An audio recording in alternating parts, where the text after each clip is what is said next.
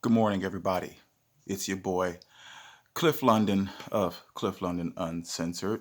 I, of course, am Cliff London. And first of all, before I get started, I just want to say, before I get started here, if you like what you hear, please rate the video, smash the thumbs up button, share the video, because I think this is going to be one that you actually is going to be less personal to my subscribers, but more something that hopefully, if you didn't know, you could share this as well. And I'm going to point out, see, I knew this off the top of my head, but I'm going to show you guys. Okay. Uh, some of you may know this, some of you may not, but I'll get to the point here. I've been hearing a very disturbing and irritating thing, or reading, and hearing in the community, just hearing the stupidest shit. But the stupidest thing I have heard to date is this, and I'm gonna do the impersonation. This is what I hear. If that was a group of black people, Mexican people, or Chinese people, they would have been shot on the spot. If that was a group of black people, they would have been shot on the spot. This could not be more divisive, but more full of shit than anything else. In 1967, a group of true revolutionaries, true Americans known as the Black Party, the Black Panther, the Black Panther Party for Self-Defense in 1967 in protest, and they were armed, went to the steps of the Capitol. Now, they were protesting something totally different, totally unrelated, but the point is that it proves that they would not have been shot on the spot yesterday. They weren't shot on the spot in 1967. Yes, a lot of the fake revolutionaries and armchair pro-blacks, they'll say something stupid like, well, they changed the laws once a black man walked around unarmed. Armed. Well, yeah, they did. But the point of this is that they weren't killed on the spot. Let's see here. Oh, just give me 1 second here. See, I'm going to show you guys. I don't know if you can see this, but that says, oh, there we go. Now, I know you're seeing it backwards here, but it says, Armed Black Panthers in the Capitol, 50 years on. That's what that says right there. 50 years on. Now, granted, again, totally unrelated what they were protesting, but this whole concept, this whole concept that if it was a group of blacks storming the Capitol, or a group of Hispanics, or a group of Chinese, that they would have been shot on the spot, it's irresponsible. It's horseshit. America is not this type of country. We've come a long way since the 60s and 70s and 40s and 50s. And I just showed you right there. So if they didn't get shot on the spot, then why do you think that all of a sudden they would get shot on the spot now? As a matter of fact, I seem to recall black folks getting pampered. I shouldn't say black folks, I should say these rioters getting pampered all summer. I remember police standing down. I remember police being told to stand down. I remember them getting hit upside the head with rocks. I remember David Dorn getting killed. Shit, if you ask me, that shit is, there's been a lot of black privilege going on, if you ask me.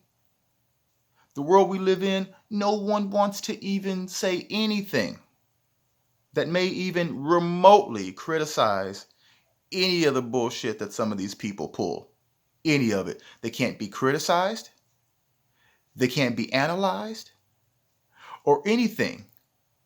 Or you're labeled a racist. And let me tell you something about, and of course I'm going to be very specific here. There are a lot of well-meaning white folks out there that really pride themselves on having black friends and, agreeing with them. And, they're the same people that when I say something on Facebook or something, that if they don't agree or something, they usually go and find some simp ass armchair internet revolutionary to come and get me or call me a name or call me a coon or some stupid shit like that. But I gotta let you people know that go and enlist the help of these morons that you think are your friends online to thwart a black person's view that you don't agree with. Let me tell you something. Those same people, I hope that in your life, and I'm talking about a specific type here, never misspeak, never disagree with them on race. In fact, absolute allegiance and loyalty is what their friendship cost.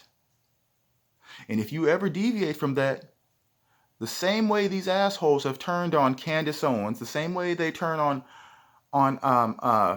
Brandon Tatum, or the same way they dismiss people like Thomas Sowell or Larry Elder, the same way that they turn on these other black people that happen to have the same 4% of melanin as them, if they turn on them for disagreeing with them, think how fast they turn on you. Now, a lot of people in my life, friends on Facebook and everything, I've lost them. They unfriended me.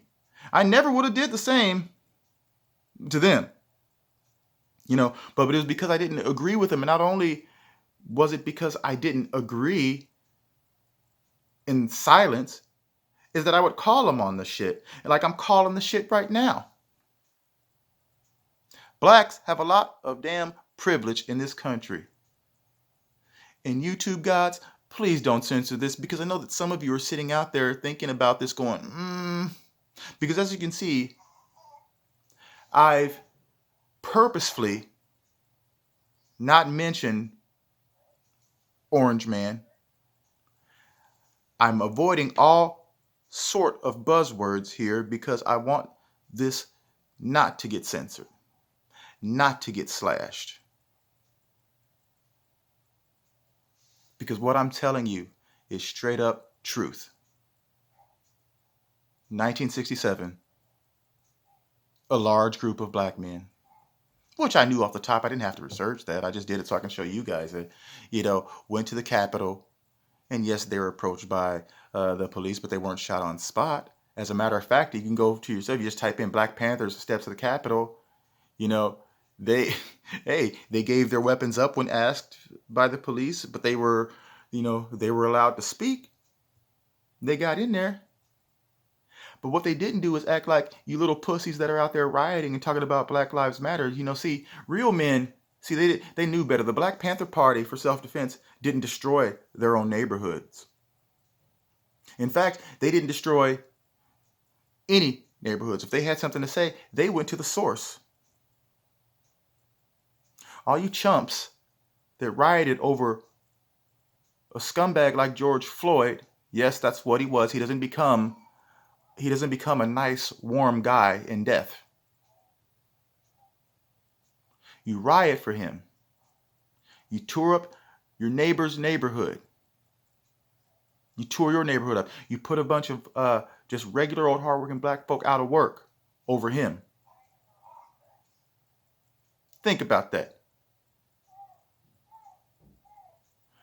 Back to the well-meaning white folk. I don't know if it makes you feel better about yourself, or I don't know if it numbs the white guilt. I mean, the hippie ones with the long hair that are just like, hey man, Medgar Evers, they're even worse. I would say they're the worst ones. But beware, it's like I told you before, and then I'm going to get to the end of this. If you ever disagree, if you deviate from their bullshit victimhood orgasm, because that's what they have like little victimhood orgasms, someone got shot, were they black? Never mind, they were white. I'm sure before they knew that Ashley Babbitt, rest in peace, the woman that got shot yesterday, that's her name, Ashley Babbitt. say her name. I bet they won't. They only say her name if they're black. Now, I don't know if Ashley Babbitt was the type of uh, 45 supporter that was racist, or if they were the type of 45 supporter that was just, that was really looking at their policies. Let's just go there with it. But just looking at the picture, as the human being that I am, just looking at the picture, what I see in that picture, MAGA hat or no, it looks like a very nice family woman. Some people say she was 16. None of that comes out yet because, see, the virtue signaling lamestream media is not talking about her because she's white. Think about that, white folk. Little black chick, Mexican girl, it wouldn't matter if they had a rap sheet as long as my damn leg. They would all of a sudden be held up. They'd be talking about how she was going to be a brain surgeon and all this stuff, but nobody even wants to say this woman's name or acknowledge her, except for the fact that somebody died. If that was black people, be shot on the spot. It's just not true. And any of you fake bullshit internet revolutionaries, any of you fake people with this bullshit pseudo names like Rufio or some bullshit like that, to any of you that think that you're woke, eat a fucking dick because you don't know what you're talking about. I will say it again. 1967. Group of dope looking, very well dressed, by the way, cool motherfuckers that just happen to be black, walked up to the Capitol with their guns as a statement, which worked, by the way, and wanted to be heard. Okay? And they weren't shot on the spot. And now all you weirdos want to use the death of Ashley Babbitt, say her name, to justify the months of terrorism, destruction, ruining families, ruining livelihoods, burning shit down. They let that go on for months. And you had so many white folks cucking and sucking civil rights activists' dick. You had the CEO of Target going, the stores can be replaced. You had the Ho Harris up there talking about don't let up. But this one day happens, a few isolated, upset people. I didn't see very many guns, by the way. They keep acting like I've been watching a lot of the footage. They act like there was all these people with guns. To me, it looked like there was a substitute teacher that day, and these guys were sitting in the, sitting in their chairs. It looks like they just went in there and knocked shit over. And let's say they did go in there and knock shit over. They still paled in comparison. They didn't set shit on fire. I mean, I think there were some other casualties, 3 other besides the Ashley Babbitt girl that got shot in the neck. But again, if that was, they think they're so righteous, especially the white folk, actually. The black folk just say what they've always been trained and programmed to say. But I just want all you well-meaning white folk to just think about that for a second. Not to make you mad, not to make you believe what I say, not to even not to cause any division or animosity. I'm just saying observe it because I'm about the love. And those of you that know me know I'm not fucking, if you're new to this channel, I'm not anti-white. My wife is white. I'm just making a damn observation here that you can be a fucking degenerate ass criminal or a fake gangster rapper or a stupid athlete like fucking LeCaron James. Fuck you, LeBron. You'll never be Jordan. And they will put you up on a pedestal, build a statue of you, sensationalize your life. Her ass hadn't been to EMT school in 3 years, FYI. But if you're white, I guess your life doesn't mean as much to these other white folk. Again, that's my observation. I think the concept of attaching bullshit identity to melanin and lack thereof is counterproductive. It's stupid. But who would some of these people be without uh, being able to say that I'm a black man and it's a struggle and I'm a victim? If you woke up clear one day, who would you be? What would you base your identity on? Because see, if I woke up clear, I would still be me. If my wife, through some convergence of circumstances, woke up and she was Chinese, Hispanic, I would still love her. If one of my close friends that are white said to me, you know, Cliff, I really didn't give a fuck about Trayvon Martin. Hey, as long as they had love for me and treated me well, you don't have to give a fuck about Trayvon Martin. Fuck, I don't give a shit about Pete Rose either. But I love you. See, that's how mature people behave. That's how real friends behave. You don't have to agree with me. As a matter of fact, I love you for your candor.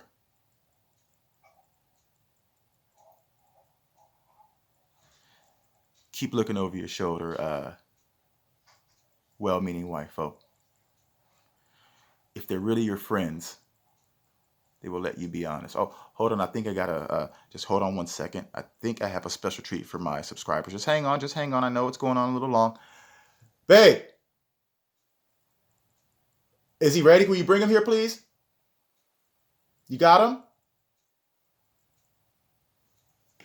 In case any of y'all are interested, I want to let you guys get a look at this beautiful baby here and see what he's doing. We're still good. We're still under the 20 minutes. Let's see. You're not going to get to see my wife. She's got these big ass things attached to her titties that she's got a machine that pumps milk out of her tits. So she probably doesn't want to be on camera. Bring him up here, baby. Huh? You asked me to come up here? Yeah. Can I see Marlo for a second? Yeah. So my subscribers, I'm gonna give it to him, but let me look at this. Mr. Uncensored is a dad now. Look at that shit. My son's about to drink this whole thing. But world. He had some more for me. YouTube. Babe, come and bring him back over here, please. Huh? Oh. Why are you doing that? Turn it back on, please. It's nighttime. I can't see. We can't see. Will you please turn it on just for a second, please? Married life. Bring him over here, please. We're gonna put him back to bed right after. Come on. Here. Okay, ladies and gentlemen, loyal subscribers, and this is named Meet Marlo. Marlo Anakin King. He's here. He's grumpy. He just woke up. It's my boy. Yeah. Real love right there, ladies and gentlemen. I wanted you to meet him. This is my son. Thank you for your support. If you like the video today, please share it. Please rate it. Please, if you have friends, get them into the videos. I'm not that good right now, but I am getting better. And just remember, everybody, there is no fate but what we make for ourselves. Hang tough, America, and I'll see you next time. Good night. Can you say? Well, he can't say anything yet, but look at him. He is not happy. Anyway, good night, everybody.